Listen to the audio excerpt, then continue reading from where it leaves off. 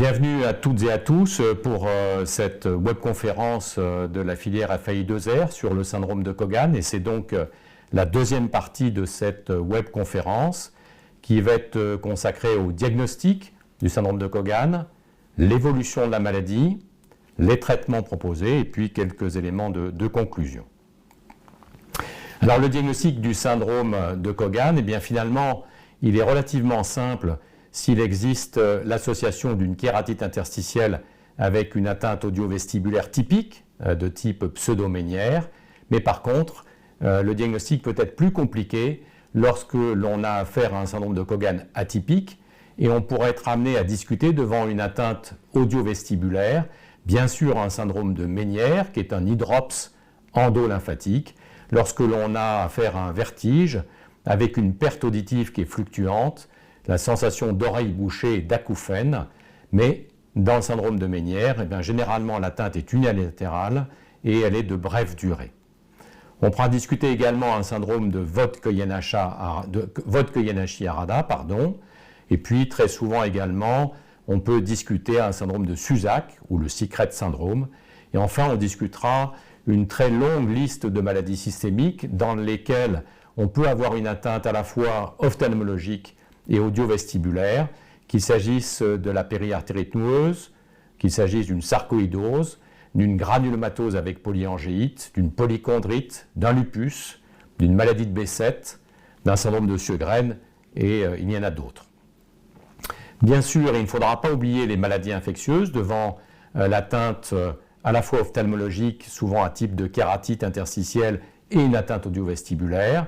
Et pour preuve, j'ai mis pour illustrer un case record récent du New England, publié cette année, où vous avez un homme qui présentait à la fois une uvéite et une kératite interstitielle, également une atteinte audio-vestibulaire, mais également une altération de l'état général, une éruption cutanée, qui avait un syndrome inflammatoire, et finalement, eh bien, le diagnostic était celui d'une syphilis. Donc n'oubliez pas les maladies infectieuses, syphilis, maladie de Lyme, entre autres.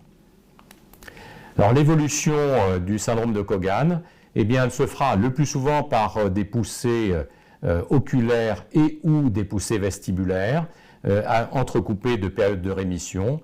Le plus souvent, il s'agit de poussées oculaires.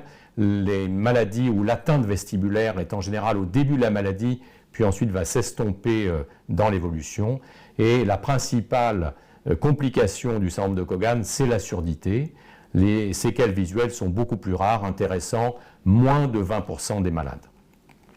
Il est important d'insister sur la nécessité d'une surveillance à long terme des gros vaisseaux et en particulier de l'aorte, puisque je l'ai dit dans la première partie, parmi les manifestations systémiques, l'atteinte cardiovasculaire est prédominante avec une aortite de l'aorte thoracique ascendante et un risque d'insuffisance aortique.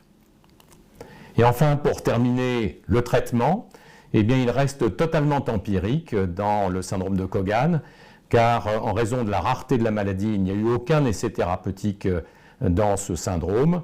Il repose avant tout sur la corticothérapie. La corticothérapie peut être utilisée localement pour traiter l'atteinte oculaire et elle est souvent efficace et largement suffisante. Et puis, lorsqu'il y a une maladie systémique ou lorsqu'il y a une atteinte audio-vestibulaire, très généralement, il sera nécessaire d'avoir recours à une corticothérapie par voie générale à forte dose. On utilise la prednisone à la dose de 1 mg par kilo et par jour. Parfois, eh bien, on utilisera des bolus de méthylprednisolone et ensuite on va décroître de façon progressive la corticothérapie comme dans toutes les maladies systémiques. L'efficacité est bonne sur l'atteinte oculaire, elle est bonne sur les manifestations systémiques, mais elle est très inconstante. Elle est soit transitoire, soit partielle, soit nulle dans l'atteinte audio-vestibulaire. Eh bien, ceci fait qu'on a très souvent recours à un traitement de seconde intention. Figure ici sur cette plaque la possibilité, j'en ai pas l'expérience, mais d'infiltration intratympanique de corticoïdes qui est parfois proposée dans l'atteinte audio-vestibulaire par les ORL. En termes de traitement de seconde ligne, qui est donc le plus souvent nécessaire, soit il s'agira de DMARDs classiques, de DMARDs donc synthétiques, comme le méthotrexate, l'azatioprine, le mycophénolate mofétyle, de l'eflunomide ou encore l'endoxan. Et puis, de façon plus récente, ont été utilisés soit des anti-TNF-alpha, les données sont peut-être les plus importantes avec l'infliximab et l'étanercept, et puis quelques observations ont fait état d'une efficacité du rituximab ou encore de l'anti-IL6 récepteur, le tocilizumab. Et enfin, ce qui a vraiment changé le pronostic fonctionnel des malades en raison de leur surdité extrêmement profonde, c'est les implants cochléaires qui ont fait beaucoup de progrès et qu'il faut savoir proposer aux malades lorsque la surdité est irréversible. Alors voilà ce qu'on peut proposer, ça n'est qu'une proposition de traitement.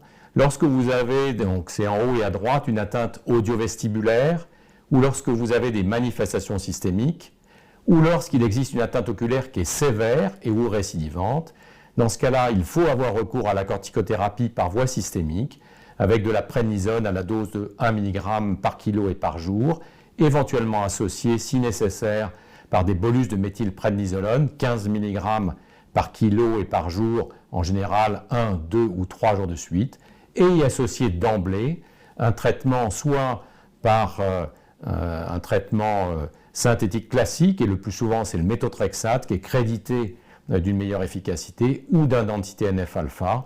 Éventuellement, j'ai signalé sur cette diapositive la possibilité de faire des infiltrations auriculaires de corticoïdes intratympaniques. Et puis quand vous avez, c'est en haut et à gauche, une atteinte oculaire qui est peu sévère, et bien le plus souvent avec un traitement local ou une corticothérapie systémique faible, eh bien on peut tout à fait maîtriser l'atteinte oculaire.